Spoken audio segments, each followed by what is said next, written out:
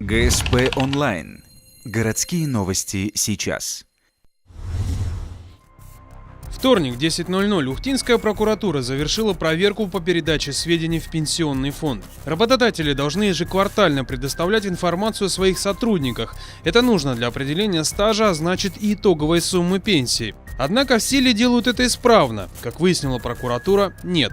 9 юридических лиц и 1 предприниматель не предоставляли сведения в пенсионный фонд. На территории города находится более 100 юридических лиц, это только юридических лиц и индивидуальных предпринимателей еще больше. Поэтому это, конечно, не такое большое число. Все-таки такие данные свидетельствуют о том, что работодателями соблюдается установленный законом порядок предоставления таковых сведений.